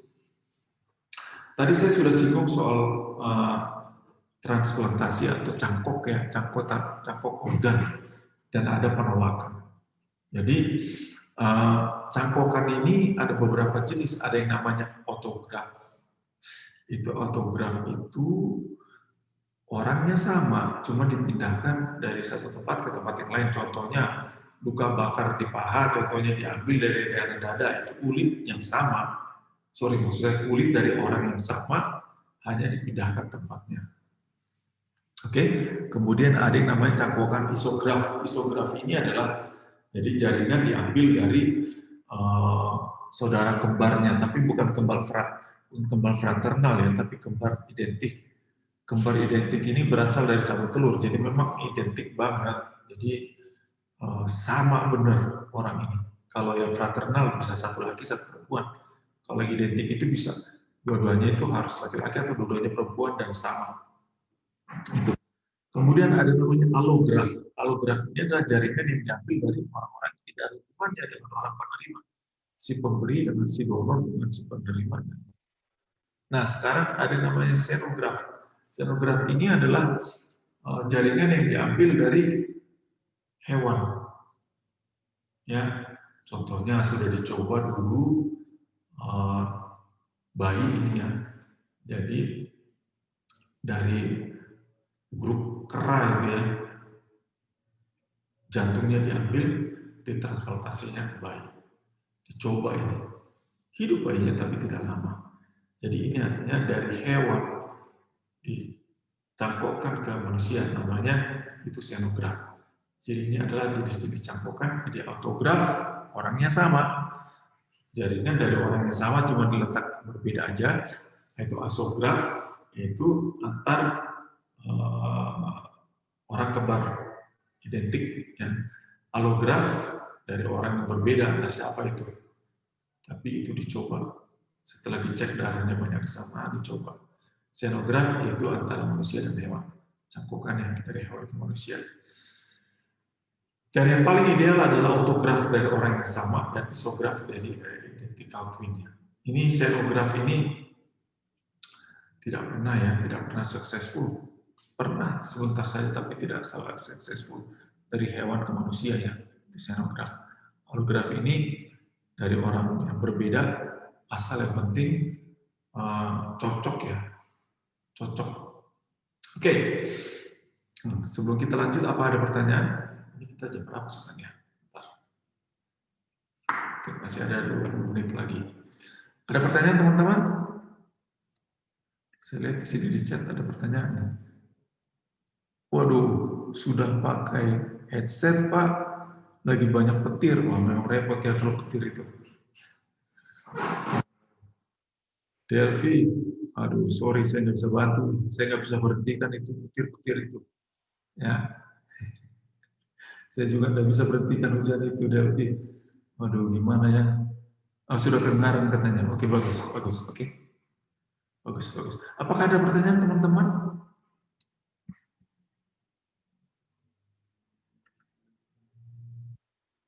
Tidak ada. Oke, kita lanjut ya, biar bisa selesai. Oke, jadi alergi ini ya bisa juga disebut dengan hypersensitivity. Jadi orangnya memang super sensitif ya. Jadi apa ini sebenarnya alergi? Alergi ini sebenarnya adalah reaksi abnormal dari sesuatu yang biasanya normal, ya sehingga disebut hypersensitivity. Ya, jadi imun respons ini reaksinya berlebihan. Ya, jadi jenis-jenis alergi ini ada yang immediate hypersensitivity. Jadi kena langsung menimbulkan alergi. Ya, ini contohnya serbuk sari ya. Jadi di daerah perkebunan yang banyak bunga, menghasilkan bunga itu, serbuk sari atau polen itu membuat orang banyak sakit ya. Sakit, bukan sakit sorry. Jadi hidungnya itu meler terus ya, bahkan bisa mengganggu sistem pernapasan. Oke, ini adalah immediate langsung terjadi alergi itu. Oke, itu yang immediate. Ada yang delayed. Jadi delayed ini, jadi alergi itu muncul setelah 1 atau 3 hari kemudian. 1 atau 3 hari setelah berkontak dengan antigennya. Itu delay, lambat ya. Jadi ada alergi cepat, ada alergi yang lambat.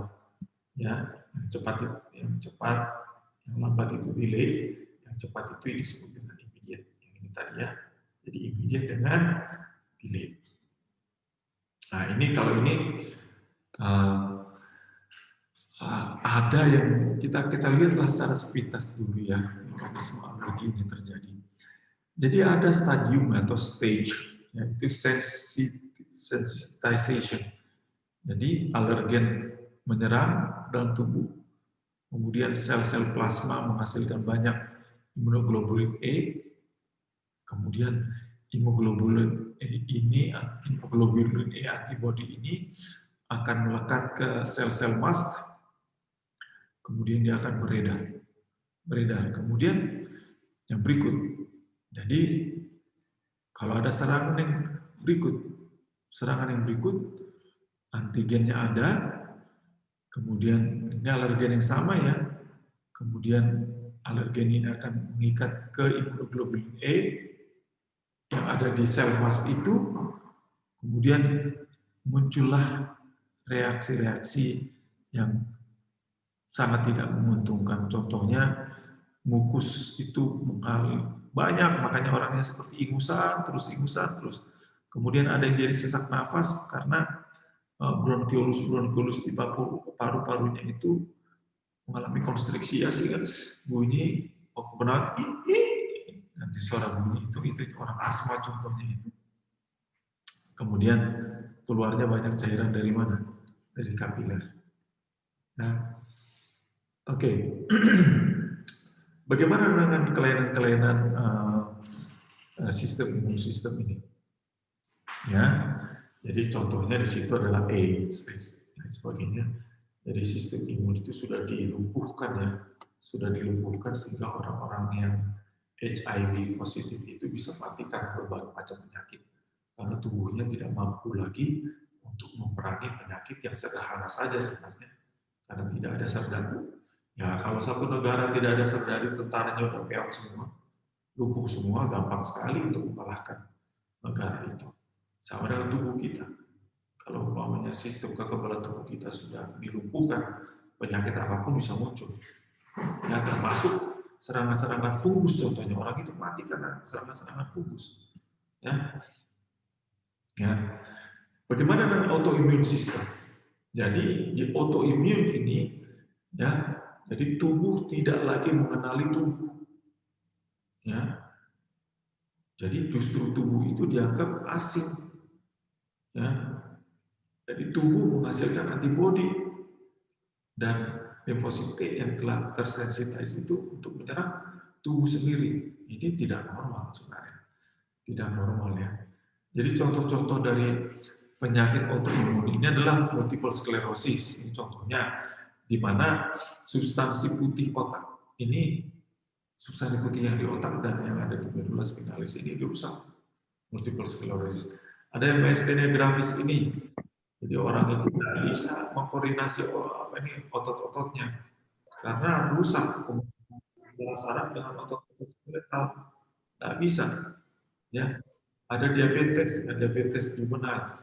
Ini diabetes tipe 1 terutama ini yang muncul pada anak-anak justru. Jadi bukan diabetes karena gaya hidup, tetapi karena ada autoimun. Jadi pankreas itu diserang oleh sistem pertahanan tubuh sendiri. Kemudian ada artritis reumatoid, ya. Ini yang merusak lutut dan lain sebagainya. Ya. Kemudian ada yang bisa mempengaruhi ginjal, jantung, paru-paru, dan kulit. Ada glomerulonefritis, sehingga ginjal fungsinya bisa apa? Bisa terganggu. Oke? Oke.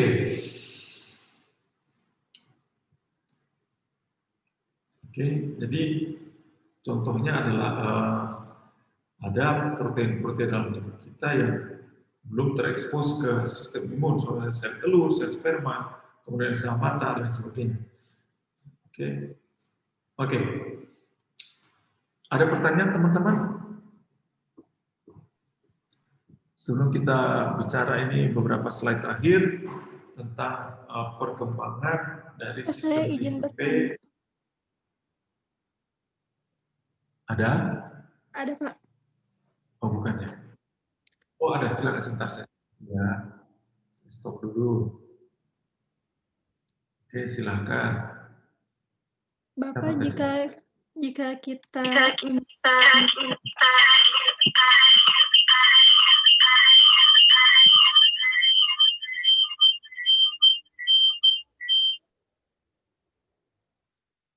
itu feedback itu jangan-jangan kamu ada di ruang sama dengan orang yang pakai Zoom yang sama, ada ya? Enggak, Pak. Enggak, Pak. Sendirian ya? Iya. Ada orang lain? Enggak ada. Ada orang lain yang pakai Zoom yang sama enggak di situ, di ruangan itu? Bukan? Enggak ada. Enggak ada, Pak. Kalau seperti di feedback, itu namanya feedback. Jadi kalau ada orang yang sama, berkomunikasi ke Zoom yang sama, itu akan terjadi suara seperti itu. Oke, pertanyaannya apa tadi? Jika kita mengalami alergi, apakah alergi tersebut bisa sembuh 100%? Oke, jadi alergi itu sangat spesifik ya, seperti saya sudah sebutkan tadi. Ada yang alergi terhadap udang, kompol, ada yang alergi terhadap debu loh. Ada yang alergi terhadap dingin. Jadi sekali lagi alergi itu adalah reaksi tubuh yang berlebihan. Bisa disembuhkan atau tidak? Nah, ini pertanyaan yang sangat bagus. Sebenarnya kalau istilah disembuhkan, jangan dulu lah. Bisa dicegah atau tidak? Sangat bisa. Jadi kalau sudah tahu dia alergi terhadap bulu kucing, jangan dekat-dekat ke kucing dong. Sehingga tidak akan terjadi. Kalau umpamanya dia tahu alerginya muncul oleh karena debu, ya bersihkan dong kamarnya supaya tidak ada debu. Ya, sebab itu sudah bagian dari reaksi alami tubuh ya sebenarnya. Tanda kutip sudah agak terganggu sedikit, bukan terganggu lah, berbeda nih orang ini berbeda. Makanya itu yang asma itu sebenarnya alergi itu, asma itu.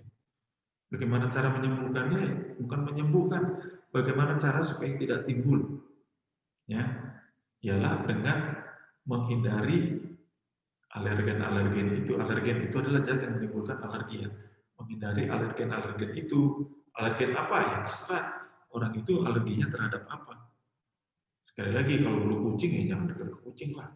Kalau mau debu ya bersihkan kamar. Kalau dingin dia harus usahakan supaya hangat. Kalau memang alerginya terhadap ikan tongkol, ya jangan ikan tongkol. Itu. Itu ya soal alergi. Ada pertanyaan? Udah cukup? Terima kasih. Sudah Pak. Oke, sama-sama. Cukup. Terima kasih. Oke, ada lagi yang lain?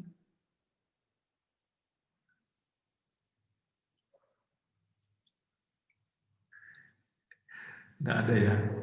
Oke, kita lanjut ya kalau tidak ada yang lain. Baik, yuk.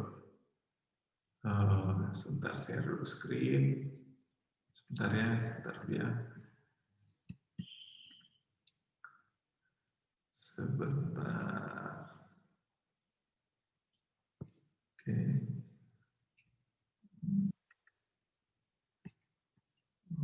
Mana tadi itu? Sebentar. Share screen. Oke, jadi ini adalah slide kita yang mungkin yang paling terakhir ini kalau nggak salah. Oke. Jadi ada 2 organ limfoid yang sudah terbentuk ya, saya sebutlah terbentuk ya, sudah terbentuk sebelum lahir, yaitu timus dengan spleen limfa dengan timus ya, itu 2 ini ya. Jadi sebelum lahir maksudnya semua yang lain itu kalau sebelum lahir belum terbentuk, tapi kalau timus dan spleen sudah ya, maksud saya tadi timus dan spleen itu sudah terbentuk sebelum lahir pun sudah ada fungsinya dia. Itu. Jadi kenapa kira-kira tidak terlalu perlu di dalam tubuh janin ya? Kenapa sistem pertahanan tubuh ini tidak terlalu perlu berkembang ya? Karena paling sedikit si ibu melindungi dia, itulah si ibu ya. Karena si janin ini berada dalam perlindungan si ibu. Oke. Kemudian ada imunitas yang juga diterima oleh si janin ini. Nah, tentunya kita sudah pelajari tadi. Ini adalah imunitas pasif ya, artinya dia tidak menghasilkan sendiri itu antibodi. Ya, dia dapat itu dari si ibu yang menghasilkan antibodi lewat saluran darah atau plasenta, dari plasenta ke dalam tubuhnya. Oke.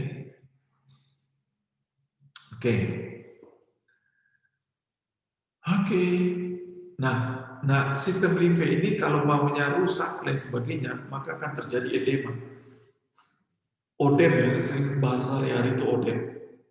Jadi orang itu akan bengkak karena cairan yang keluar dari kapiler tadi tidak dikembalikan dengan benar ke jantung atau sistem peredaran darah, sehingga akan tinggal di luar sistem peredaran darah, dan ini menimbulkan odem, bengkak-bengkak cairan ya, odem itu.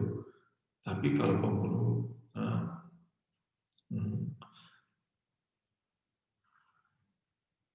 oke, itu.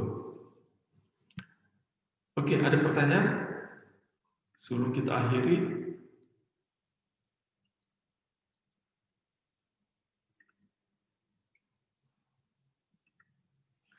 Gimana teman-teman?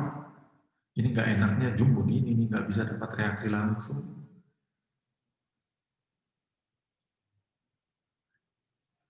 Diam semua, aduh sepi banget nih kelas ini, sepi banget, nggak ada suara.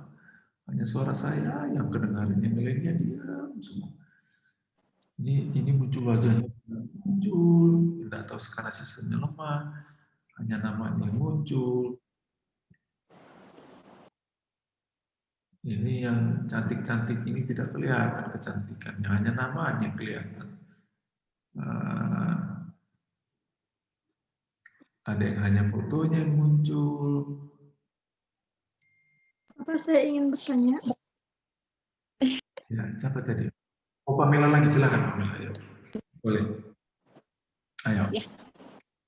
Bapak kan tadi itu bayi itu fungsi imunnya belum berfungsi ya ketika masih dalam kandungan karena masih imunnya masih dari ibunya.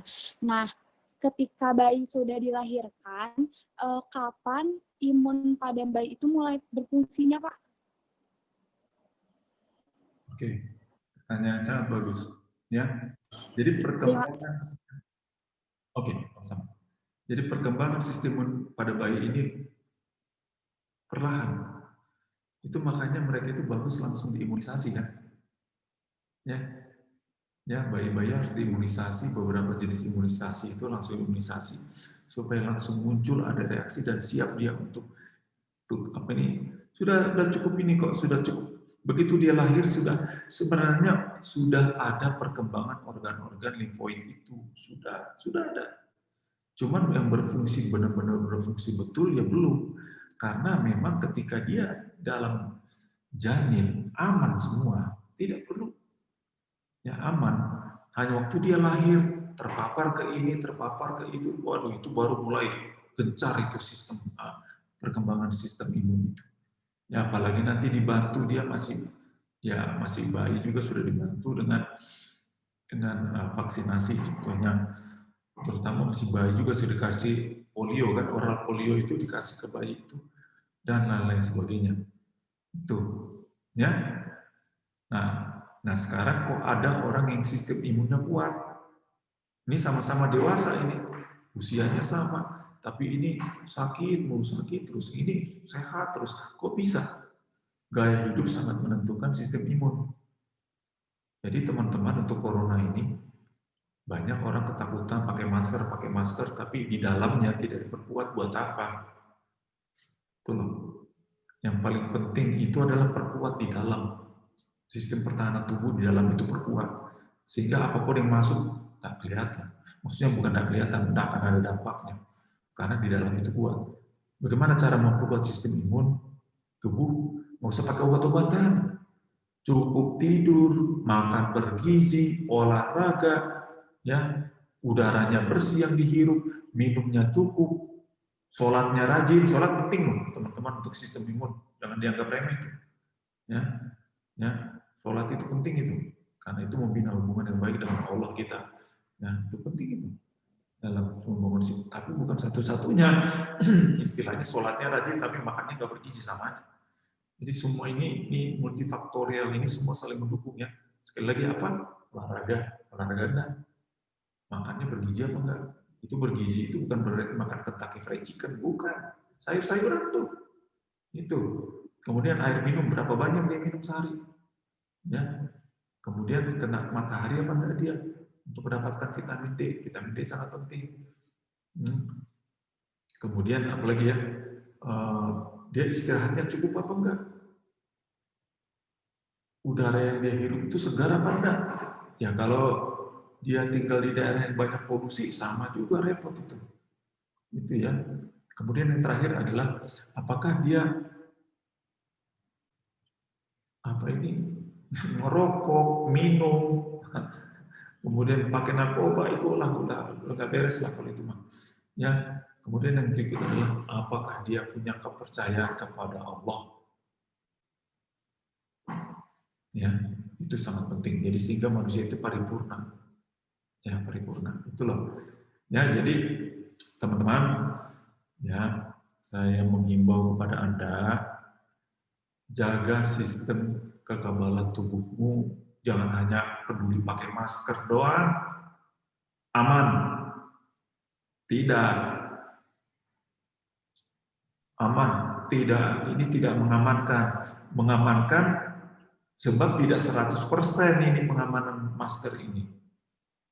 Distance itu tidak 100%.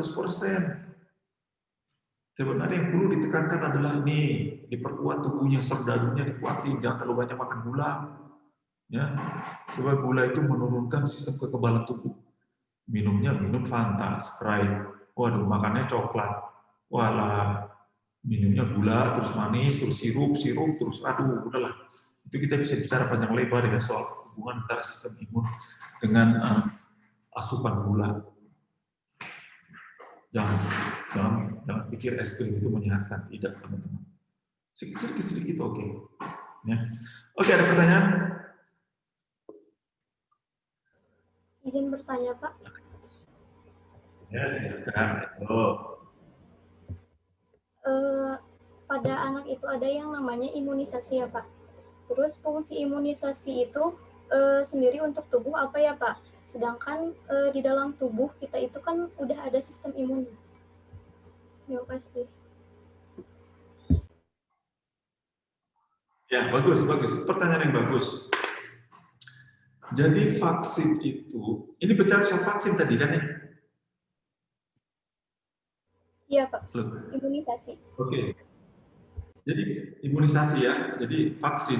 Ya, imunisasi ini adalah upaya kita untuk menumbuhkan sistem kekebalan tubuh terhadap patogen tertentu. Polio contohnya, BCG itu untuk ada untuk TBC dan sebagainya. Tubuh itu sudah dirangsang dulu untuk menghasilkan sistem imun khusus untuk itu. Ya, sangat khusus untuk itu. Ya, difteri contohnya itu. Pertusis ya, saya masih ingat-ingat dulu. Itu khusus untuk itu sehingga nanti kalau ada patogen itu masuk, tubuhnya sudah siap. Jangan lupa tubuh kita ini harus juga mempunyai sistem yang spesifik. Ada yang spesifik kan? Itu spesifik khusus untuk itu. Itu makanya fungsinya imunisasi itu penting. Ya, itu loh. Sudah menjawab atau masih kurang jelas atau tambahan atau gimana? Silahkan. Sudah Pak, terima kasih.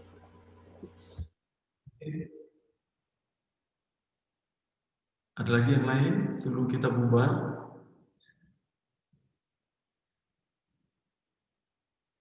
Baik teman-teman, kalau tidak ada, terima kasih banyak sudah mendengarkan. Ya, kalau ada yang kurang jelas, gimana caranya Anda boleh sih tanya ke saya, tapi gimana caranya lo di email atau nanti tanya Ibu Kiki.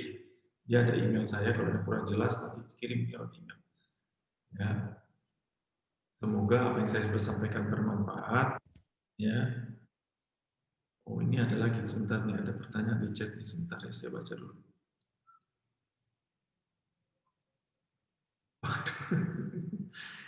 Ini Neng Tiara ini. Kamera saya gelap. Oh, memang gelap memang. Lampu mati. Yalah musim hujan kita maklumlah. Enggak apa-apa. Dek Tiara, enggak apa-apa. Ya, enggak apa-apa. Oke, terima kasih banyak. Sampai jumpa ya di kesempatan berikut. Ya. Semoga kalian sukses dalam studi kalian. Jangan lupa yang 3M itu tidak cukup. Ya, long distance, apa nih, distancing, physical distancing, pakai masker, cuci tangan itu nggak cukup. Jangan mengandalkan kalau itu udah beres, enggak. Ini yang di dalam perlu diperkuat. Sehingga ada beberapa persen kemungkinan dia masuk, entah lewat celah, entah lewat mata, lewat mana, tubuh kita sudah siap melawan itu. Ya, teman-teman ya. Oke, sampai jumpa. Sukses selalu. Stay safe. Baik-baik dalam menjaga diri ya, terutama dalam pandemi apa ini pandemi atau wabah coronavirus ini. Oke, selamat sore semua. Sampai jumpa. Sore, Pak. Begitu, Pak. Bye.